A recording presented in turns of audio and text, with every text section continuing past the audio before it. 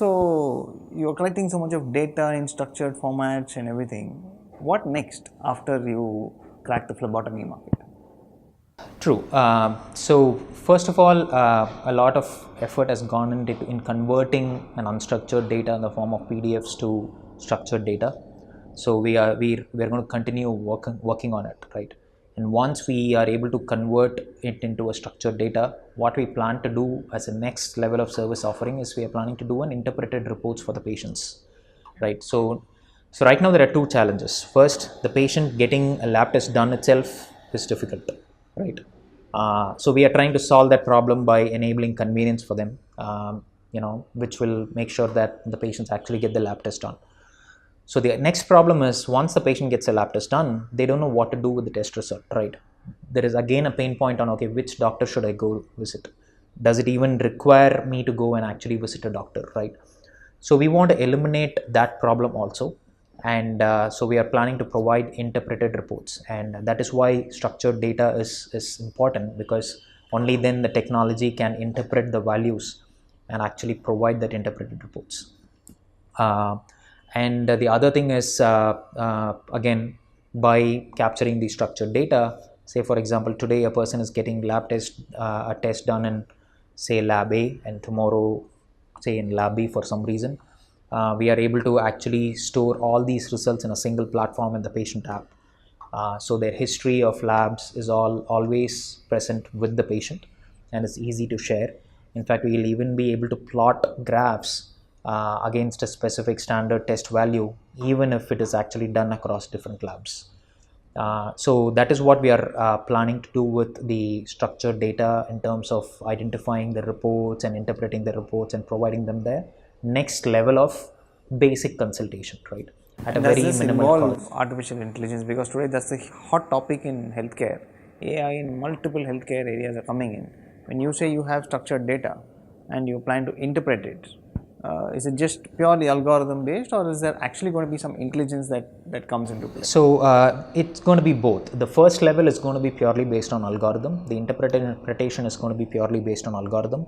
But since we have done the basics right in terms of capturing the data correctly, the next step is what we are trying to address is we call it the quality of life disorders, right? They're not diseases per se. They are disorders like smoking de-addiction, sexual health. So these are topics which people are not comfortable going and actually talking to a doctor. They end up doing a lot of research by themselves. They end up reading a lot of materials. There is no guided way to take them through the program, and end up wasting a lot of time and money, and eventually going to go to a doctor. So what we plan to do is through the structured data that we capture through the lab results, the system will be able to identify some potential candidates for smoking and sexual health disorders and things like that. So there the artificial intelligence will come into play. Based on a combination of certain data, we'll be able to predict who is probably has a greater potential of developing these quality of life disorders. And then we want them to we will develop a structured online program which will put them through a 21-day or a 28-day program, which will basically state that on day 1 what you're supposed to do, on day 2 what you're supposed to do. It will be more of a patient engaging kind of a program through the mobile app itself. So there also we will be capturing a lot of data, and then the system will kind of tune the program in such a way that it is actually customized for the patient. So that is where the artificial intelligence will So come into basically play. destroying my practice. No, so your practice is actually the core based on which the entire model is developed, right? So what you're doing is great, but what you're doing is probably you can reach it only to a certain limited number of people. But what you wanted to do is to kind of take this to a more wider market so that a lot more people can get benefited out of it, right? And that is why we are trying to take this through the online platform so that a lot of people can actually get help from it, right? So you have been very successful in practicing your wellness and treating quality of life disorders for your patients. We want to offer this to a lot more patients, and so that way a patient who is not near Tinagar can also actually benefit out of this program. So Vasam, So what has been your personal experience with treating patients with QLD? This QLD is a very young field, simply because the need has always been there, but it was not problematic enough for somebody to actually get up and go to the doctor till it actually starts to create trouble in their day-to-day lives. So, smoking is a common problem, and everybody knows that they want to quit smoking, or they should quit smoking, but they may not necessarily everybody may not take the effort to go there. So commonly, if somebody has a heart attack in the family, or if they see their children taking a pencil and just blowing, that's when there's a trigger for them to come and meet the doctor. But when they meet the doctor, also when they come and meet me, more often than not, they have seen at least 20 different websites, looked online for a number of solutions to quit smoking before they actually meet a specialist. So that's what we call as the latent need. There is a need, but they don't take actions quickly. But the market is there. I see a lot of patients. I've seen a lot of patients over the years. So that's been my experience. Is that need is there. Takes a little more effort for them to come. Okay. And how do you see the QLD working for patients in the context of phlebotomist? How do you plan to kind of reach more patients and provide solutions to them? So, for a doctor, there are only so many patients that he can see, and in a space like this, which is unlike most GPs where you come in and everything is fine, you just write something prescription and go away. This is not that. You're actually spending a lot of time with the patient. And for somebody who wants to quit smoking, who has a sexual disorder, who's trying to lose weight, who wants to detox themselves, for all of these, there's a lot of time that the physician needs to spend with the patient. So it's interesting what laboratories is trying to do in this space, because then physicians can reach out to a lot more patients, and also because today the demand is way beyond supply. There are very few physicians who are trained in these areas of treating non-specific diseases. So therefore, there are a lot more people who need those solutions today. So the demand is way beyond supply. So a lot of people are not able to benefit from the expertise of physicians simply because there is only so much that we can do physically. Got you. And your expertise has been from a combination of more than one areas of practice, right? It's like you were a practicing modern medicine doctor, you practice acupuncture as well as Ayurvedic medicine.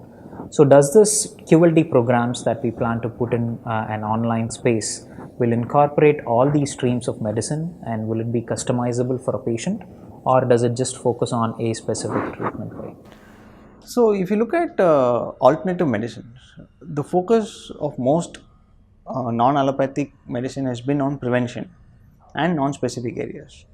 Allopathy has a lot of developments and advances when it comes to treating, but when it comes to maintaining diseases like diabetes, we started off with medicines. Today we've gone back to Ayurvedic principles of diet, exercise, lifestyle modification. These were already being done by most alternative streams of medicine earlier. So while most physicians like me who are trained in multiple areas of medicine, multiple streams of medicine, we use the principles of them rather than actually using the herbs or the practices of alternative medicine. We use the principles because modern medicine has also taken a lot of these principles from alternative medicine. So when it comes to QLDs, because lifestyle is a major area of change, lifestyle change is one of the basis of treatments for these non-specific diseases like quality of life disorders. It is important that we look at not just Ayurveda, acupuncture. We need to look at nutrition. We need to look at dietetics. We need to look at exercise. These are not specific to modern medicine. And exercise medicine is a specialized field itself. So therefore, since this is a combination of multiple things, taking it in the online space will be easier because multiple areas of medicine can come together for one person, whereas if they had to do it physically, they have to go to multiple people to make it work. Gotcha. So how does a patient benefit by coming to Laboratoris to get the quality of life disorders treated, as opposed to actually going to a doctor? The way I see it today, because the demand is a lot more than the supply of physicians who are trained to treat quality of life disorders or who have interest in that, the biggest advantage is the number of patients who can benefit from this, from the relatively short supply of physicians. So that way it is definitely a boon. Secondly, here since the physician is involved in planning more than routinely monitoring, technology can help by making the physician's time a lot more efficient, because physically today I can see only about 30 to 40 patients a month, because each patient I have to see about 10-12 times during the course of the program. So physically today I can see about 30-40 patients a month, but if you are able to take it to a platform, I am presuming that you can reach a lot more people, and if certain things can be automated, wherein you give me the results, the physician tells you for these things have to be done, then obviously I think convenience will start to kick in. But for me, the biggest kicker in this whole thing is how many more people will have access to these solutions. And definitely there is a big element of patient convenience as well, right? They don't have to go and take a look at multiple doctors. They don't have to do multiple visits to the same doctor. Yes, so that's the other thing. When it comes to quality of life disorders, more often than not, some doctors are trained in multiple areas, but otherwise if somebody has to do it on their own, they have to separately visit a dietitian, separately visit a exercise professional, sometimes if required a physiotherapist, a doctor comes into the equation. This can sort of bring multiple specialties into one area, and because a lot of it is information that needs to be customized, very small chance that somebody needs to physically get seen. So the role of doctors will continue to be there. If somebody is a smoker and they need to get their lungs examined, you probably cannot do it through a platform today, and therefore the doctor's time is better utilized for patients who need that, rather than patients who can be treated based on information and protocols rather than being physically seen. And do you also believe that through the technology app and the way we can engage the patients in participating in this program, the chances of the patient actually following through the treatment and completing it is much higher as compared to they doing it physically with the doctor? I think both ways it will work. One, because coming to a doctor can be inconvenient, taking time off work, especially because you're not sick enough. Getting time off your work to go to attempt to quit smoking, or sometimes you may not want to tell your colleagues that you're going to get a sexual health treated. Being at home gives people a lot more initial access, and therefore a lot more patients start to be a lot more compliant. Also, I think with technology there might be people who start off programs and then leave halfway through because the physical connect to the doctor is not there. But I think the advantages far outweigh the small number of disadvantages that might be there. Gotcha. And how does the unit economics work, doctor? So how much does a patient typically pay if he wants to get treated now, and how does it change the economics when we kind of bring it onto a platform? Today they are paying for the doctor's time, and that's the right way. I think the healthcare business needs to be built, is somebody values the doctor's time, because then if you're paying for the time, then it takes away all the unwanted, unethical practices that go on, because the doctor is not able to charge for his time and therefore he needs to go through other ways to do it.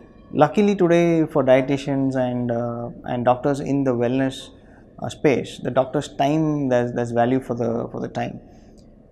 The minute you take it to the platform, the same doctor is able to probably deliver his services to 20-30 times more people for the same time. So therefore the economics of scale will start to kick in, and I am sure the cost will come down by at least 1/5 to what they would pay a doctor 20 sessions or 10 times to meet a doctor. They'll probably end up paying about 1/5 today is what I think, but going forward it could be even lower. So I know what happens when a patient comes in front of me. Do you think an app can actually replicate the whole process of going to the doctor if the doctor's knowledge and information is being filled and put into the app? Can it replicate the process for a patient? It can't replicate the experience per se, but what we can give is something that is probably much more effective. As a technology guy, I believe that we can offer much more effective. So like one of the work that we are doing for smoking de-addiction, as you know, I think based on certain simple questionnaires that the patient answers for regarding his smoking habits, we'll be actually able to make the patient visualize how his current lung status is. Not just in terms of saying that you are a smoker, your lung is in a bad state, but through the app we will be able to tell him how a normal lung is supposed to look and what his probably current lung looks like. So that will give a very realistic feel for the patient that he has to take a corrective action as early as possible. And we have a lot more engagement means through the app. We can have very intelligent reminders, some quick quizzes and things like that, through which we can make sure that the patient actually follows through the program. And as he follows through the program, we can also visualize how the lung is also changing over the course of time. So these are certain technology enabled things that we can do, which will keep the patient also interested and follow through and adhere to the program. So what you're saying is you are not able to replicate, or you may not be able to replicate the doctor experience, but you're able to put in other things in such a way that the outcome is as good as being with the doctor. Yes. Just that the experience is different. Experience is different. It won't be an exact replica of the current experience that they have. But the outcome is good. Outcome is going to be, I would say the outcome will be much better, because I think the platform can make the patient engage better. And because of the convenience factor, the chances of the patient following through and completing the program is much higher as compared to visiting the doctor 10 times, going to the lab 3 times. The patients have a greater tendency to fall through.